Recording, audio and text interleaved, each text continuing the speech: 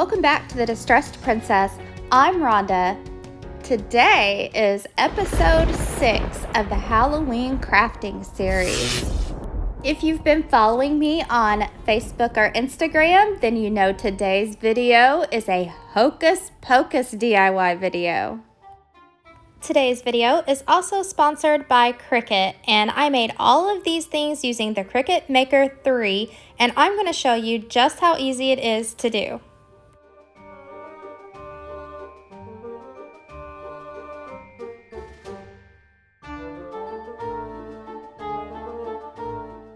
I was inspired by a doormat that I found online. I think it was from Spirit Halloween, but I thought it would be easy to make this with a Dollar Tree doormat and a Cricut stencil.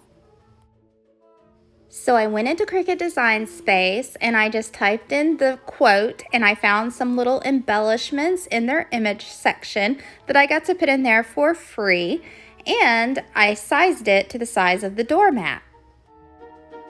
I used the slice function to turn this into a stencil, and that's how easy it is.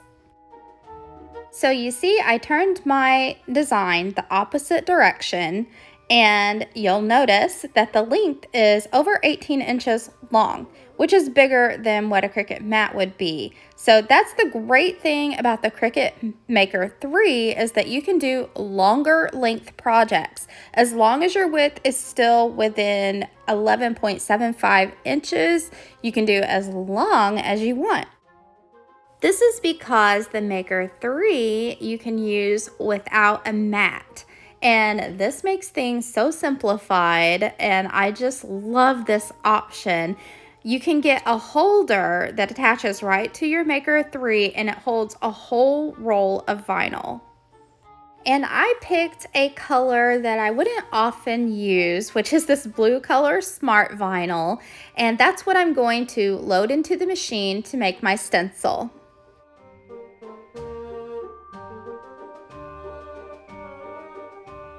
It cuts cleanly through the vinyl, no mat necessary, and this eliminates a whole step in the process, which really saves time.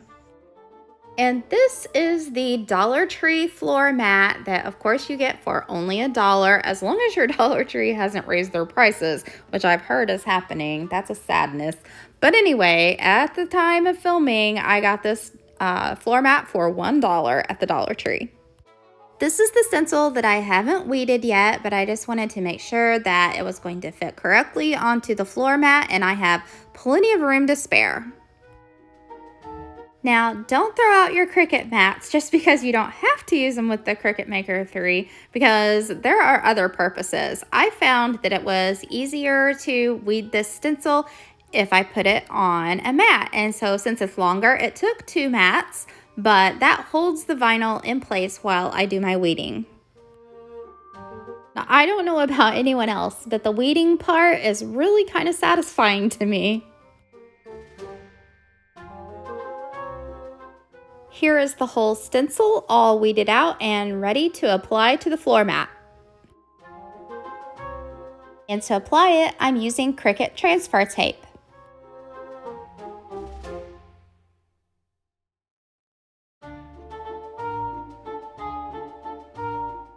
Here's a tip for the intricate, smaller pieces of vinyl. When you are removing the transfer tape, if you will put your scraper behind and pull it taut, it will allow the smaller pieces to come unstuck a little easier. Work slowly, take your time, and pay attention to all your little pieces, and you'll have a great stencil to work with. Now to fill in the colors, this is the fun part, and I had purchased these acrylic paints from the Dollar Tree in all the Halloween colors that I would need this year, and to be honest with you, I don't recommend them. I tried it first on this. I'll try it in another DIY later and you'll see the results. But before I began painting, I taped off everything, the whole stencil around the edge, because you don't want any of your paint getting over onto the part of the doormat that you don't want paint on. I'm using a sponge pouncer brush that came from the Dollar Tree to apply the paint. It is a little difficult because this floor mat is ridged, and so it's sort of, you have to really work with it to get the paint down in there. But my problem with this Dollar Tree acrylic paint was that it was just too translucent. If you can see, there's the first coat in that corner spider web thing that, yeah, you can't tell that there's any paint there at all. So here I'm going back with another coat of some mixed up paint of regular craft paint from Apple Barrel. I did each color separately, so I did all the orange parts first, then all the purple, and then all the green. I did 2 coats of the paint, and then it was time for the big reveal.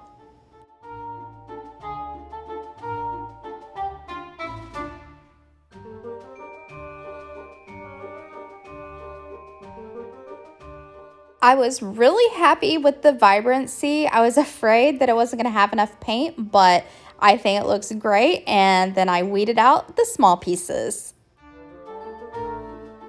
If you have any areas that wanted to bleed through a little bit, maybe close up some of those spaces that are supposed to be open, just go back in with some black paint and touch them up. And then I took it outside and sprayed it with 2 coats of Rust-Oleum clear gloss to seal it all in, and it's weatherproof.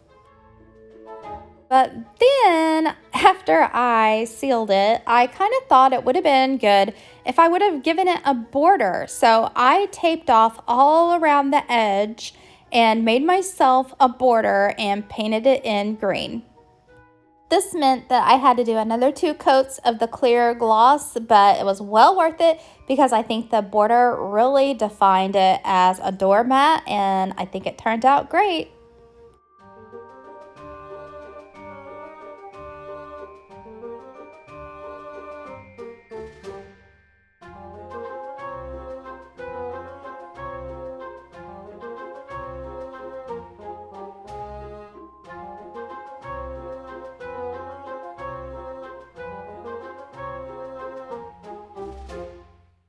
For this one, I'm using 3 plastic cauldrons that I got for 74 cents a piece at Walmart, and a wooden dowel that you get in a pack of I don't know how many at the Dollar Tree.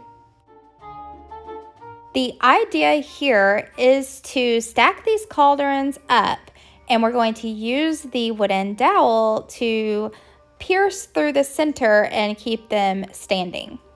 I felt like the handles just were getting in the way, so I removed them from all of the pots. And then I painted the wooden dowel with some black paint. To make this a Hocus Pocus DIY, I used the Maker 3 to cut out some amuck decals. It was really quick and easy to make these decals. I'm talking like 5 minutes or less. Just type it out in Cricut Design Space and cut them out. And this happens to be my favorite quote from the Hocus Pocus movie. Now, to make these cauldrons look like they are bubbling and boiling over with some witchy brew, I'm going to use some of that spider web cotton stuff that I got for $1 at Dollar General, but you can find that most anywhere. And I wanted it to be green. Now, I know you can buy green spider web, but I didn't find any when I was looking for it. So I'm going to dye this spider web green with food coloring. Now, I started out with just a little amount. As you can see, you can still kind of see through the bottom to the bottom of the bowl, but that just wasn't going to do the trick. So I had to add probably about half the bottle of green food coloring for it to penetrate all the fibers of the spider webbing. And I kind of had to work with it and kind of stretch and pull so that every little nook and cranny could get saturated with the green dye. And then I let it set while I worked on the rest of the project. You need to attach the dowel to the inside center of one of the cauldrons. And to do that, you'll need to use a lot of hot glue. Make sure you hold it steady in the center until all the hot glue is dry and your wooden dowel is very stable. Next, you need to decide where you're going to make your holes so that your cauldrons will skewer through this dowel. And so the first hole I'm going to make is right in the center of the little fake handle. And to do this, I'm using my hot glue gun, which will melt the plastic and make the hole. If you prefer, you can use a drill, but this works just as well. The hole wasn't quite big enough for the wooden dowel to go through, so I used a screwdriver to widen it out. But if I would have just pushed my glue gun in a little further, I could have made it the exact size I needed.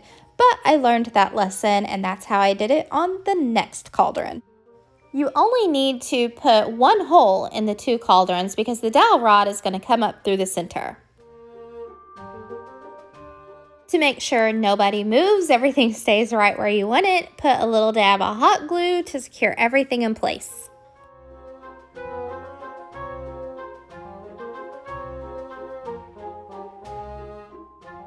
Now back to our dyed green spiderweb cotton. You'll need to remove it from the green food coloring and squeeze out as much of that water as possible. I didn't mention it before because I didn't do it, but it probably would be wise to use some gloves when you're working with this green food coloring. As you can see, I kind of look like the Incredible Hulk. Then you're going to want to style your cotton and give it a little tease and some little hair. Just kidding. Just blow dry this spiderweb cotton until it's completely dry. Then just stuff the cotton inside each one of the cauldrons and arrange it to where it kind of looks like it's bubbling out and boiling over.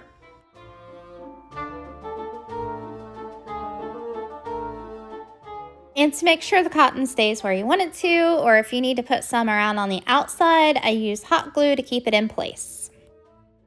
I guess I wasn't entirely kidding about the hairspray because I'm going to use it to stick this green glitter on top of the cotton because I wanted it to have some sparkle.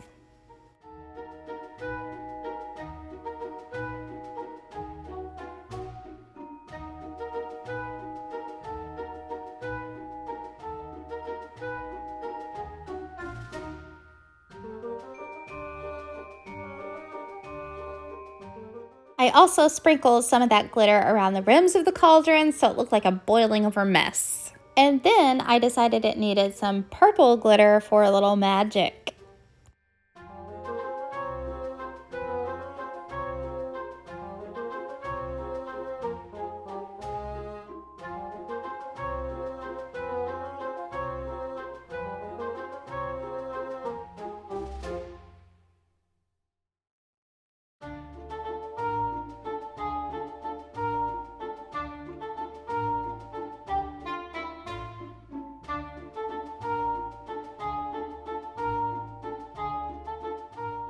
For this one, you will need a piece of wood, and this was just a scrap piece of Luan that we had in our scrap wood pile. And you'll need some of these decorations from the Dollar Tree. The first step here is to paint your wood piece with a couple coats of white chalk paint. I felt like the Luan was a little rough and I should have sanded it first, so I went back and sanded it after I painted and it turned out perfectly smooth. Now, for the Dollar Tree decorations, you'll need 3 of them because there are 3 Sanderson sisters, and each one is going to be for each sister. It would be ideal if you had 3 of the same pieces, but I didn't have, so I'm working with what I have. You'll need to remove your hangers from all of your pieces. If you have 3 pieces that are the same and have their hanger holes at the top of the piece, you won't need to worry with this, but I had this oddball one that had its hanger a different way, so I had to fill the holes because they were on the side and we don't need holes on the side. So here again, I tried to use the Dollar Tree acrylic paints, and I thought I would give them another shot because the first time I tried them was on that bumpy wavy floor mat that maybe it just wasn't good for that particular DIY, but maybe they would be okay to use for painting other things. but I really was sadly mistaken. As you can see how transparent that orange is, and it's just really strange. It's just a very tacky, it just never dries. This paint just took forever. First of all, I had to use several coats of that orange to cover where I had to fill in those holes. And as you're about to see in a minute, when I go to drill the hole where I need it to be at the top of this decoration, like the other two, when I touch this orange paint, it peels back off with my finger. I was so upset. So I wound up having to repaint everything with apple barrel paint. So just stay away from those Dollar Tree acrylic paints in the tubes is my opinion. But anyway, next we make our decals with the Cricut Maker.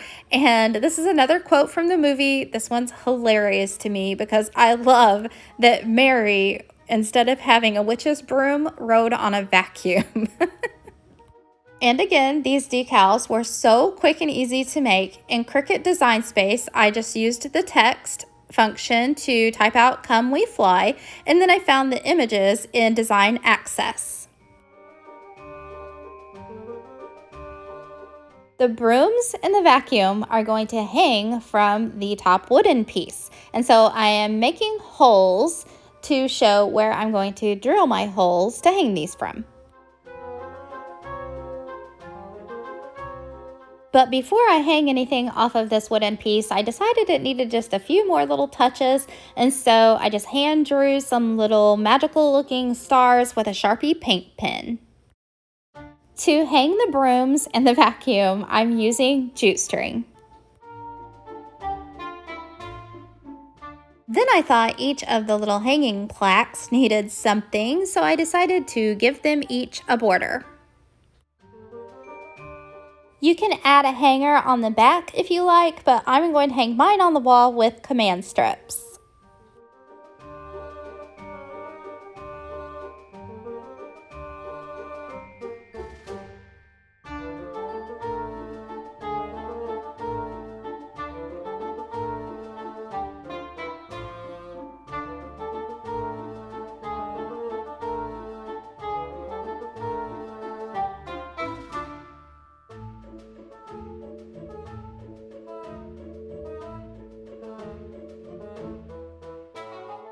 This one is the easiest and maybe even the best one of today.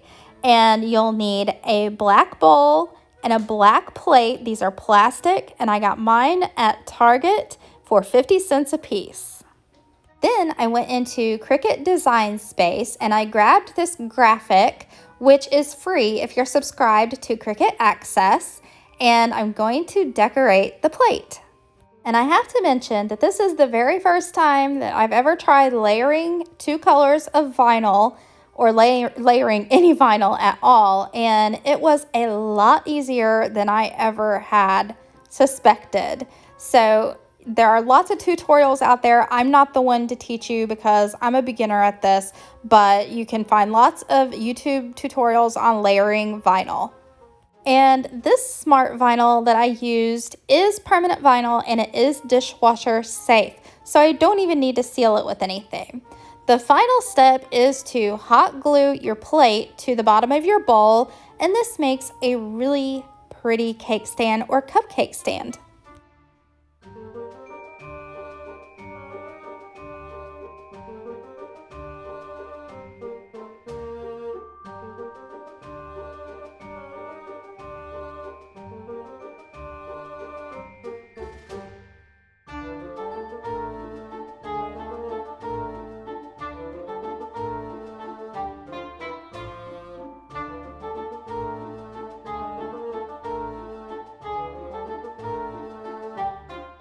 Now I'm going to make a DIY that was the culprit of all the trouble in the movie, the black flame candle.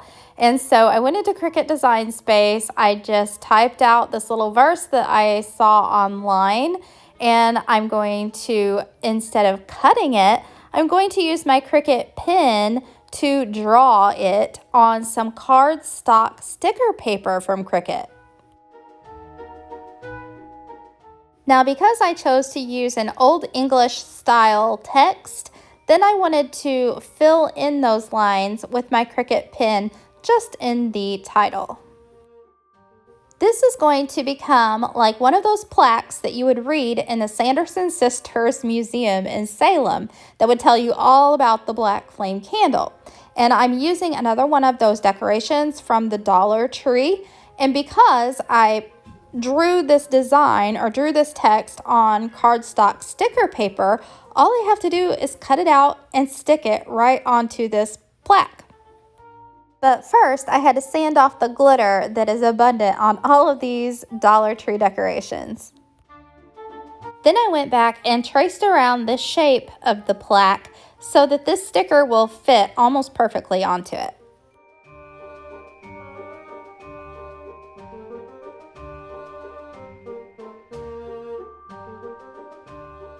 If you have any pieces hanging out over the edges, just trim it with a utility knife.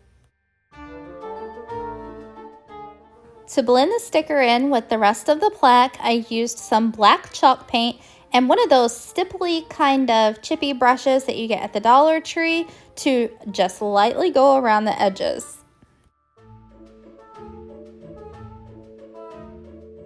I wanted to seal my work with Mod Podge, but oh man, I about had a heart attack when I put this on. Look how that is bleeding that ink. I don't know what I was thinking. So I quickly grabbed a paper towel. I started dabbing it back off. I thought maybe I could salvage it. And luck would have it that it actually did work. It took off a lot of that bleed and it actually aged this thing to look old. So is that a happy accident or what? For the actual candle, I'm using this black candle that I found at Target for only $3. It's battery operated, and so I thought it would be the perfect thing to paint on. And I'm using this black glitter glue that I got from Walmart last Halloween season. The cool thing about this, using this black glitter glue, is that when this thing is lit up, you can still see the light through it. Now, in the movie, I believe the black flame candle is actually a white candle with some witchy looking little designs on it, and only the flame is actually black. So I looked for a battery operated white candle the day I was looking, but alas, I couldn't find one. So that's why I'm using this black candle, but I like it just as well. It matches my other Hocus Pocus decor, and so this is my take on the black flame candle.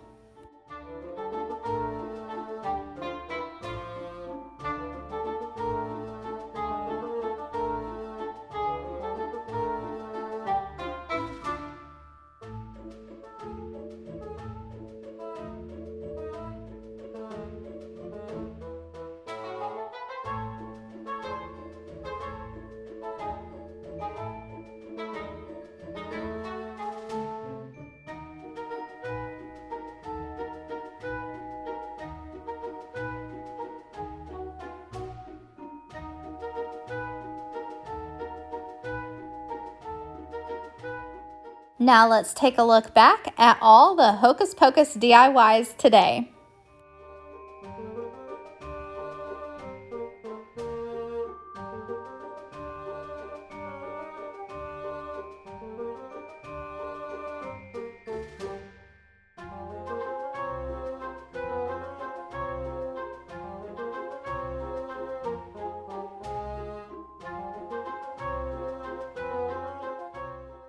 I want to thank Cricut for sponsoring today's video and for generously sending me the Cricut Maker 3.